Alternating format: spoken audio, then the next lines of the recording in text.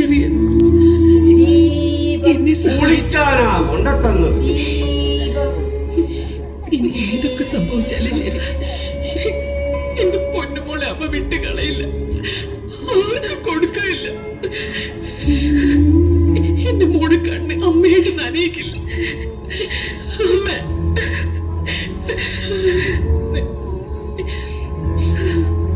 എല്ലാ മോളെ ഏത് നേരത്തുണ്ടോ ഇങ്ങനെ ഒരു സീരിയൽ കാണല്? ഇപ്പത്താണെങ്കിൽ ഒന്ന് മൊബൈലിൽ കുത്തി കളിക്കുന്നു. എങ്ങനെയാ നന്നാവുക? ഈ അമ്മേന്റെ അല്ലേ മോൻ? ആരോട് പറയാൻ, ആര് കേൾക്കാൻ? എന്നെ കൊണ്ടൊക്കെ പറയിപ്പിക്കണ്ട.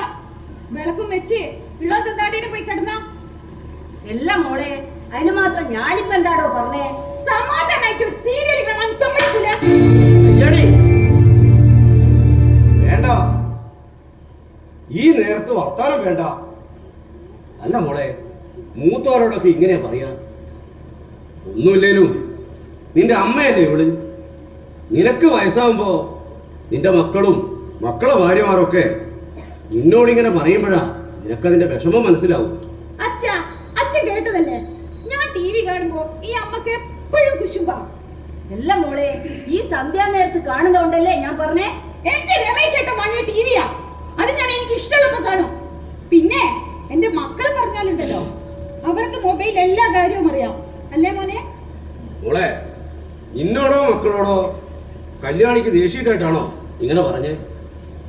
സന്ധ്യാനേരത്ത് വിളക്ക് വെച്ച് പ്രാർത്ഥിച്ച കുടുംബത്തിൽ ഐശ്വര്യവും സമാധാനവും ഒക്കെ ഉണ്ടാകുന്ന ഞാളെ മൂത്തോരെയാളെ പഠിപ്പിച്ചേ. എന്റെയോടെ ചെറുപ്പത്തിൽ ഞാളെ മൂത്തോരെ വിളക്ക് വെച്ച് പ്രാർത്ഥിക്കുമ്പോ ആളും പ്രാർത്ഥിച്ചിരുന്നു. അച്ഛൻ ഈ പഴംപുരാണൊന്നും ഇപ്പൊ പറയണ്ട. ഇപ്പോഴത്തെ പിള്ളേരെ ന്യൂജനാ, ന്യൂജൻ. ന്യൂജൻ? മോളെ, മൂത്തോരെ വാക്ക് കേട്ട ആരും വിടക്ക് കൂട്ടുകെട്ടിലൊന്നും പെടില്ല.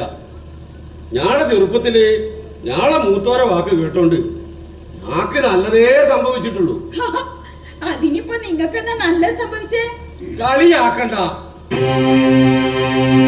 നമ്മുടെ മക്കളാ, നമ്മുടെ രക്ഷിതാക്കള് ശ്രദ്ധിച്ചില്ലെങ്കിൽ അവര് വിടക്ക് കൂട്ടുകെട്ടിലൊക്കെ പെട്ട് ലഹരിക്കടിമയായി അവരെ ജീവിതം മാത്രമല്ല കുടുംബത്തിന്റെ ജീവിതം തന്നെ ഇല്ലാണ്ടാവും. ഇതുപോലെയുള്ള എത്ര വാർത്തകളാ